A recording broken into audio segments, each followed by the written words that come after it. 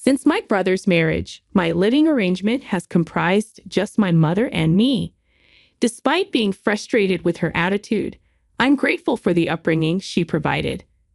Unexpectedly, she decided to distance herself from me. Despite my substantial financial support, she, with the involvement of my brother and his wife, evicted me from our home. This betrayal is something I can't forgive, and I am determined to retaliate against them with double the force. I go by the name Emily and am currently 25 years old. A few years back, my father passed away, and my brother Tom, who is a decade older, departed after tying the knot.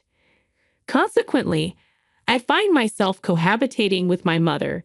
The truth is, I've harbored dissatisfaction about living with her. Once I began working, my mother quit her part-time job and assumed a lethargic lifestyle at home. What's more, she treated me as though I were her personal maid. Emily, why isn't dinner ready yet? Oh, by the way, I've run out of money this month. Can you spare an extra $200? And while I'm out today, make sure you clean my room. And the demands just go on. The litany of requests seems never ending. Some might suggest that if I'm so discontented, I should just live independently. Admittedly, the thought of leaving the house has crossed my mind several times. However, she is my biological mother. After my father's passing, she single-handedly raised me.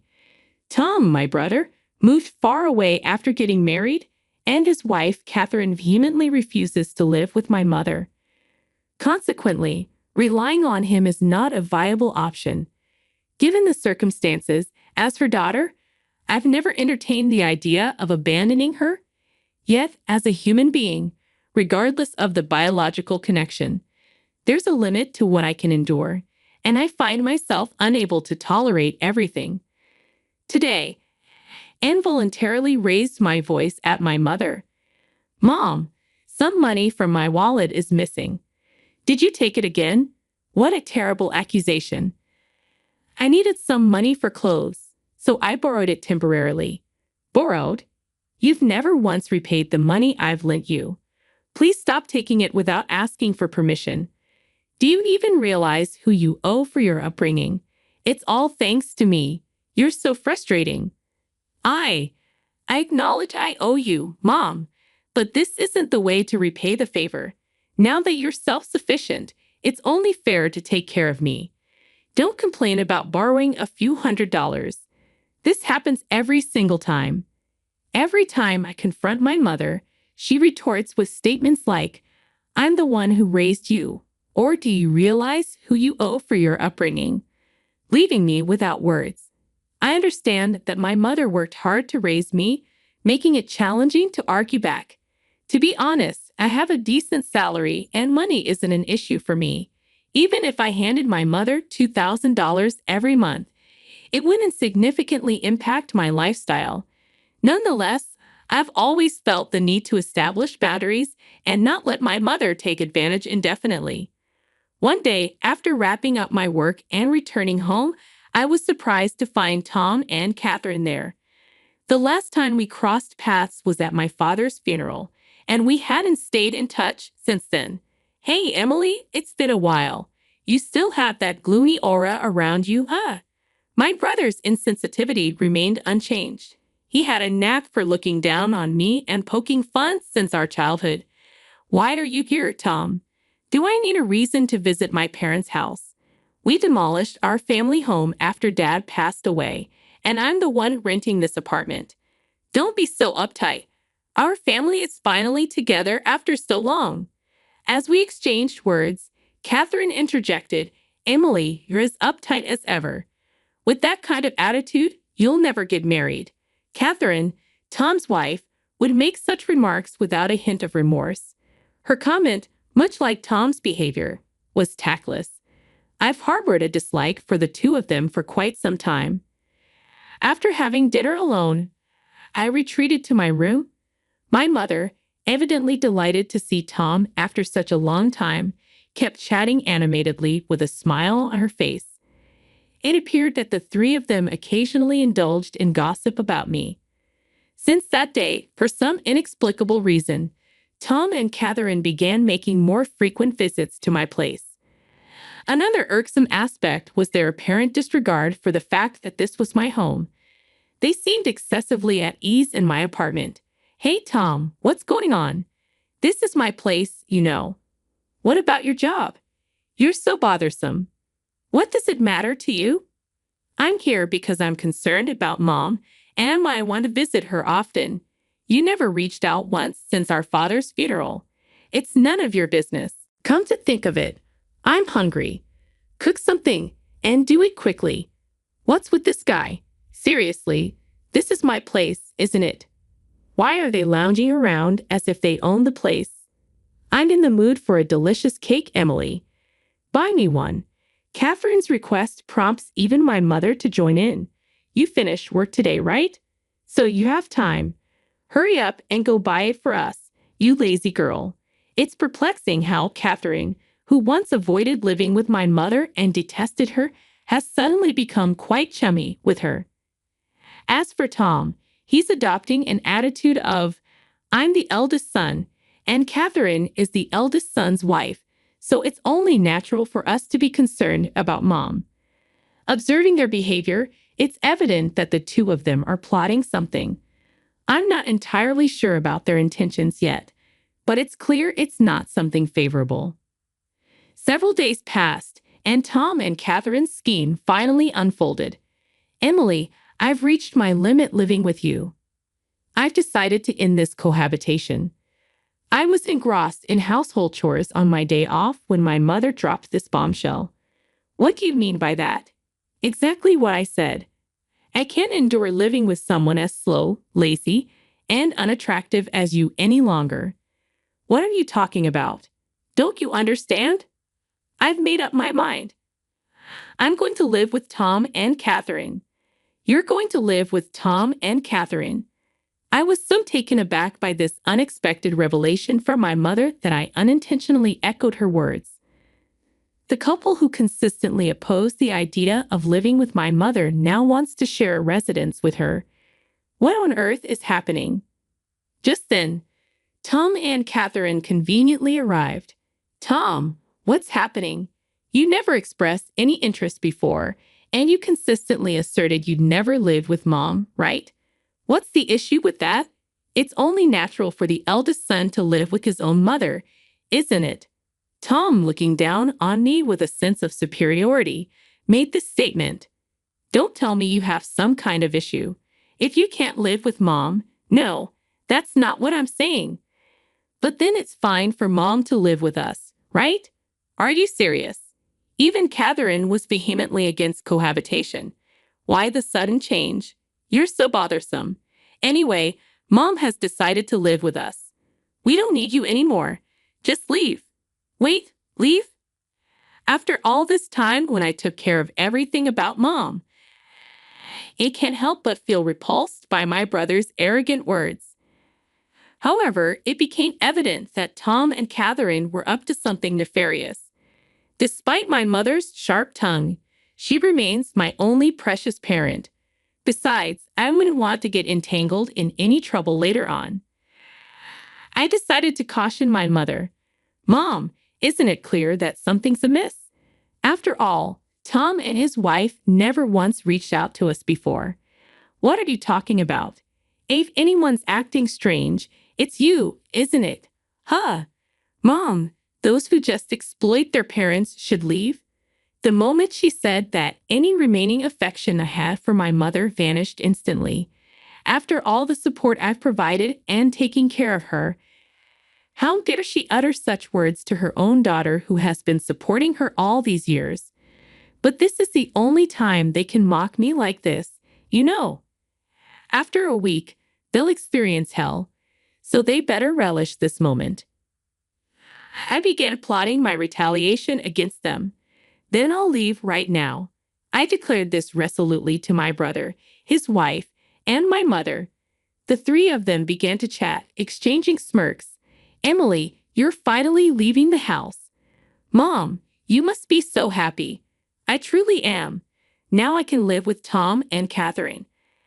I'm on top of the world. From now on, I'll be the one taking care of Mom. Thank you, Tom. I'm also thrilled that I can live with my beloved mother-in-law from now on. Oh, thank you too, Catherine. The three of them continued their frivolous conversation. To be honest, I was struggling not to laugh at that moment, but I can't let them perceive that I have any room to execute my revenge flawlessly. It's best to lay low for now. From that day forward, my brother and his wife seemed to be a constant presence in my apartment. As for me, it's as if I'm invisible to them, or rather, they treated me as if I never existed in the first place. However, this turned out to be advantageous for me because I wasn't bothered at all while preparing to move out. A week later, it was my moving day. The moment he opened his mouth, Tom said, "Today is the day we part ways, Emily. We'll be taking care of Mom from now on, so you can live without any worries. Thank you. I'm leaving Mom in your hands." Okay, after delivering this casual statement, Tom seemed somewhat dissatisfied with my response. Then my mother approached. "I hope you get married soon, Emily. It'd be a shame to remain single for the rest of your life, wouldn't it? You know the whole society would call a person like you a loser." In response to my mother's words, Tom and his wife snickered. Facing her remarks, I replied calmly, "That's true. From now on, I've decided to live just for myself. I mean, I no longer have to take care of you now, right? Just stop talking and get out. I never asked you to look after me. I was going to leave quickly anyway. Oh, it seems like they've arrived." I heard the doorbell ring, so I made my way to the entrance. It was the movers from the moving company I had scheduled for today. After having them transport all the belongings from my room, I gestured towards the living room and instructed the movers, "Oh, and please relocate all the appliances and furniture in these rooms too." Huh, the dumbfounded voices of the three harmonized perfectly. They were utterly perplexed by what was unfolding. That TV, the fridge, the microwave. Oh, and this cleaning robot too. Also, the sofa, dining table, and the bed. Please move everything. Then my mother started to argue. What? What are you thinking? Stop this immediately. What do you mean? Am I doing something strange? Don't play dumb. Taking all the appliances and furniture from this house. Have you lost your mind? In response, my brother, his face as red as a tomato, approached me aggressively. Yo, listen to Mom. How do you expect us to live without any furniture or appliances? You have no right to take everything. Leave everything here and just go. My mother and brother were quarreling in front of me. Realizing I shouldn't waste any more time, I decided to clarify the situation for the two. Hey, are you getting the wrong idea or something? Everything in this apartment, including the apartment itself and all its appliances and furniture, belongs to me. You know this is Mom's place, right? Don't mess with me. All the furniture and appliances were bought using the inheritance from Dad, weren't they? As I had anticipated, he misunderstood and believed that my mother was financing everything in my apartment. He assumed she had received a significant inheritance from my father and had cleverly convinced them to live with her. Tom, aren't you misunderstanding something? I bought everything in here. I've been giving Mom a monthly support of $2,000, you know. Thus losses. You just want to live with Mom, don't you? Someday I'll inherit Dad's inheritance. What are you talking about? Mom used up all of Dad's inheritance a long time ago. Tom nervously glanced at our mother, who was looking down with a pale face. Mom, please explain. You told us you bought all the appliances in here. Well, I was just trying to look good. What do you mean by that? We only moved in with you because we thought there was an inheritance from Dad. If there's no inheritance, what's the point of living together? Wait, what are you saying? Didn't you say you take care of me because you're the eldest son? I was just trying to be nice. I lied so that we can live together. Upon discovering there was no remaining inheritance, Tom was furious. And my mother was deeply shaken by the revelation that the kindness displayed by Tom and his wife was all a facade. What a dysfunctional family, huh? My mother should have been suspicious when Tom and his wife, who had been out of touch for a while, suddenly suggested living together. If Tom had kept in touch, he would have learned sooner that there was no inheritance left from Dad. As I cast cold glances at the two, Tom's wife seemed to have a solution and spoke up. "I've got it. It would be great if Emily could live with us again." To this, my mother and Tom both agreed. "That's right, Emily. You should live with us. After all, yes, Emily, I really do need you." Observing the sudden change in their attitude as they began speaking for their own convenience, I promptly dismissed them. "What are you even saying? Don't make me laugh. There's no way I'd live with deceitful people like you all. I've decided to live only for myself from now on. Whatever happens to you all, I couldn't care less. But why don't you all just happily ruin your lives together?" The three of them, completely drained of energy, sat down on the spot as if their knees had given away. All three had vacant eyes.